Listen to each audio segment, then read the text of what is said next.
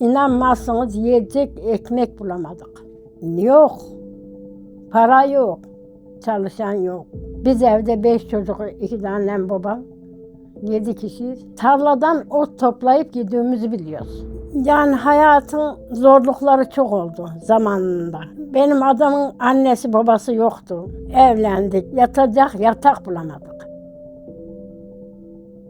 1999'da buradan toplandılar, gittiler Gölcük'e düğüne. Düğün oldu. Demişler ki düğün kalabalığıyla hiçbir şey oturup sohbet edemedik. Bu gece de kalın, yarın gidin. O gece deprem oldu. Depremde benim oğlan, gelin, 2 torun, gelinin o bir akrabalarımdan da, kardeşlerinden, abiler, yengeleri 20 kişi, 21 kişi orada öldü. Allah rahmet eylesin. Ağlasan da, bağırsan da, çağırsan da geri gelmiyor kimse. Hak nasip eylese, görsem yüzünü, ya Muhammed canım, arzular seni.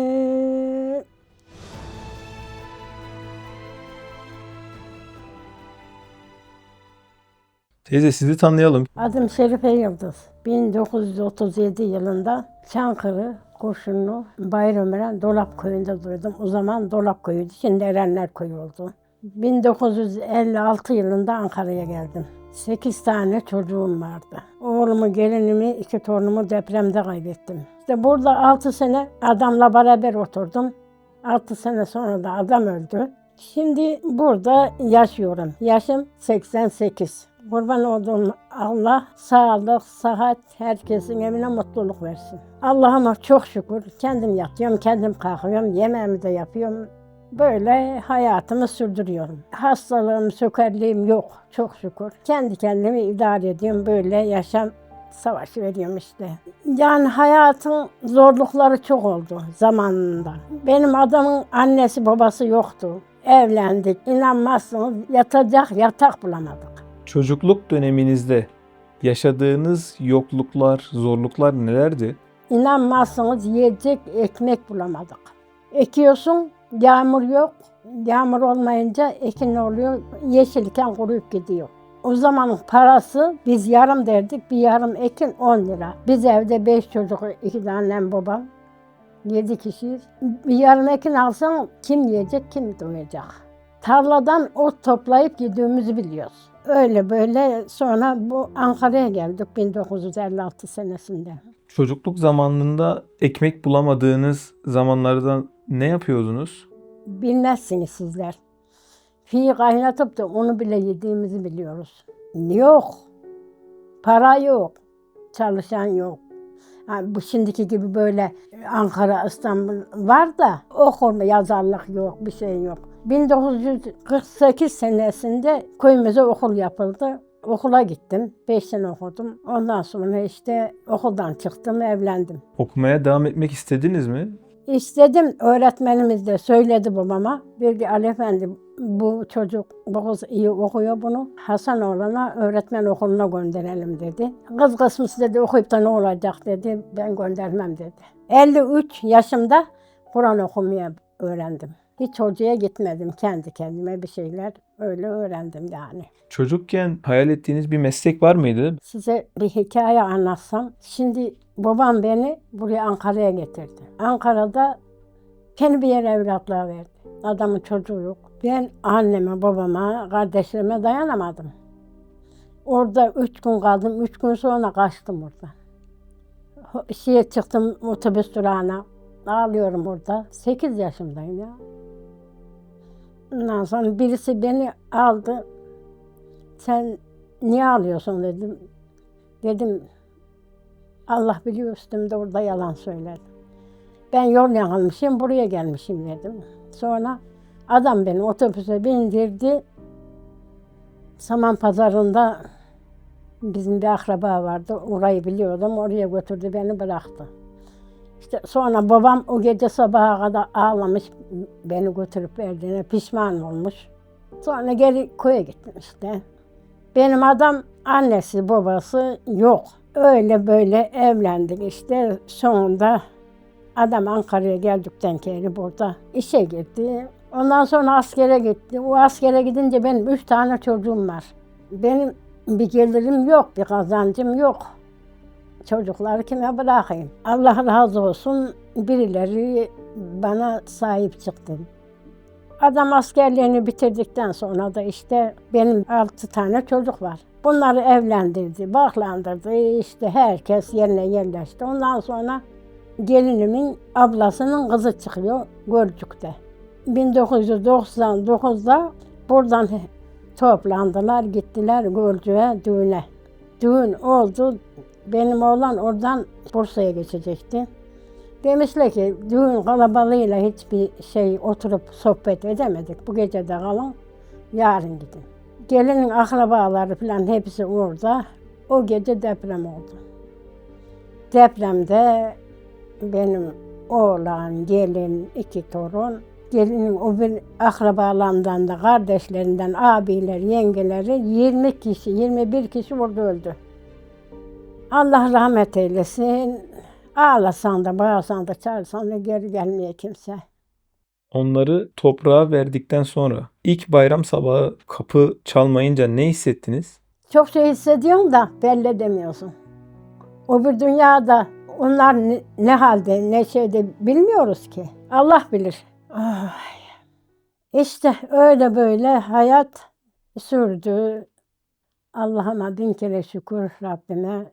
Elim ayağım tutuyor. Kendim yatıyorum, kendim kalkıyorum işte. Yalnız yaşamak kolay değil, zor. Yapacak da bir şey yok. Eşiniz ne zaman vefat etmişti? Eşim 2006 yılının yılbaşına 2 gün kala. Nasıl vefat etti? Kalp krizi. Sabah kalktı. Abdestimizi aldık, namazımızı kıldık. O zaman da yeni bağlattık kombiyi. Bir bardak su içti. Şuraya dikildi. Hanım sana bir şey değil mi dedi. Dedim.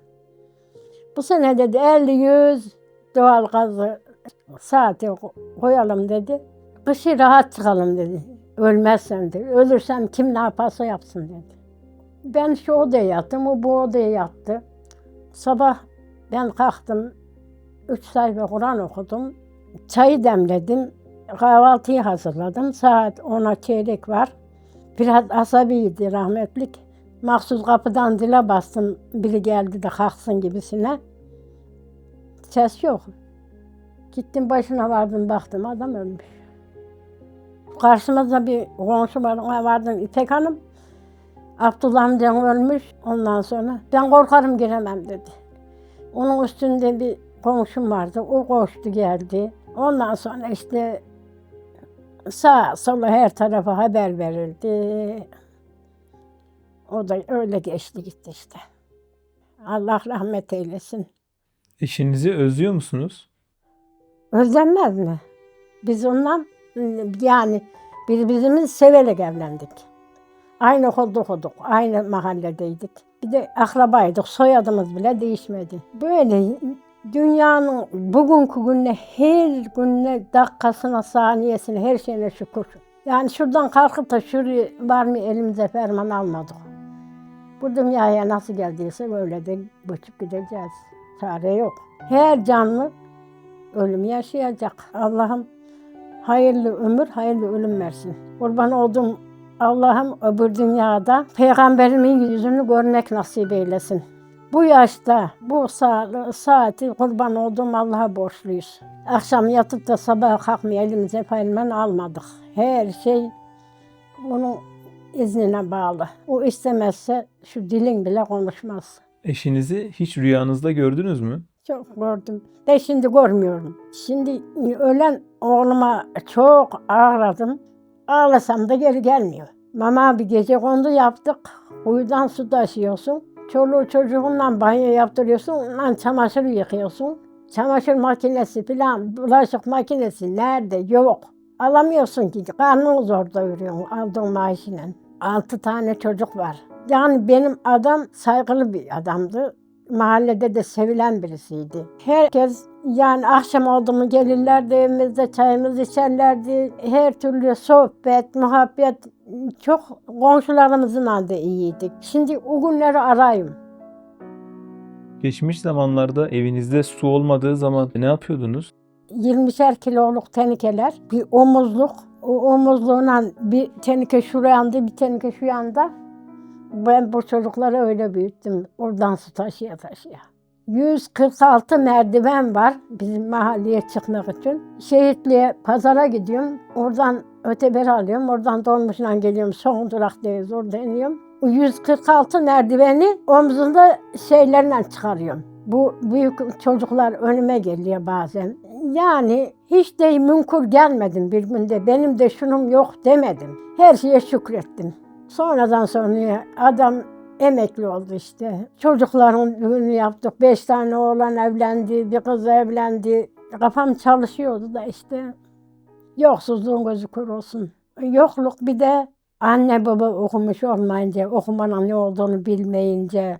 Köye bir öğretmen gelmiş. Dedim ki Mehmet amca beni okula yazdırıversene dedim. Köy odasına adam beni götürdü. Öğretmen beni yazdı 5 numaraya. Köyde 5 sene okudum. Adamla aynı mahalledeyiz, aynı köyde büyüdük, aynı okulda okuduk. İşte öyle zaman geçti gitti. Her şey kurban olduğum Allah'ın iznine bağlı. O izin vermezse şuradan da kalkamazsın. İşte öyle böyle hayat 88 yaşımıza geldik. Bir gün kız kardeşimle ikimiz tarladan otu topladık getirdik. Annem kepekliği bizde eskiden onu elerlerdi, kepek çıkardı. O kepeği tekrar eledi. Bizim topladığımız otu iyice onunla karıştırdı. Bizde çörek tavası derlerdi. Çörek tavasına bastı. Ocakta pişirdi, şuraya döktü. Allah'ım sanki mis gibi koktu ya. O kadar demek ki acız. Hepimiz 5 tane çocuk toplandık yedik. Sanki bal yemiş gibi olduk. Yani şimdiki gibi etmiş, şuymuş, buymuş, meyve zepse bahçende, bostanında olursa yersin, yoksa yok. Öyle büyüdük. Kimse acından ölmüyor yani. Şimdiki günümüze 1000 kere şükrediyoruz. Bura kurban olduğum Allah'ım cennet. Doğal gazı var. Şimdiki böyle şeyi nerede bulacaksın oğlum? Şu bizim yaşadığımız hayat lüks. Başkasına değil ama bana lüks. O günü görüp de bir de bugünü görünce yani hayatımdan memnunum. Allah'ım bugünümüzü aratmasın. Yalnız yaşamak nasıl bir duygu? Çok zor. Ben bir zaman 11 kişiyle oturuyordum sofraya. Akşam oldu mu biz hepimiz bir sofraya toplanırdık. Çocukların evlenip de evden şöyle onların gardıroptan elbiseler falan gitti mi çok zoruma gidiyor. Evlensinler diyorsun, seviniyorsun ama çocuk evden gidince de zor oluyor. Kurban olduğum Allah'ım herkesin çoluğuna çocuğuna sağlık, sıhhat versin. Her şeyin başı o. Bugün bir hamur işi yaptım. Şu elektrik süpürgesi de şuradaydı. O tarafa niye geçeceksem ayağım bir takıldı. Ta televizyona oraya düştüm. Kalkamadım. Sürüne gittim. Buradan kapıyı açtım. Kapıyı açmadan şuradan telefonu çektim. Telefon ettim komşuya. Açtım da ondan sonra girdiler beni kaldırdılar. 6 kere ameliyat oldum. Abim iyiydi. Birdenbire aklını kaybetti. Bir gün maaş almaya gitmiş, evini bulamamış. Ben dedim insan hemen aniden evini bulamaz mı ya? Bayramda abimi ziyarete gittim. Akşam şurada otobüsten indim, bu evi bulamadım. Hiç kimseyi kınamayacaksın. Allah'ım Yunus'un oraya geldim ev bulamıyorum. O anda dedim ki ben abime böyle dedim. Bak Cenab-ı Allah bak aynısını bana. Biz Haylannem'den geliyoruz. Bizler hakkında ne düşünüyorsunuz? Hocamızı da takip edenler var burada. Allah'ım işinizi gücünüzü rast getirsin. 2 dünyanız ışık olsun. Sağ olun, Allah razı olsun.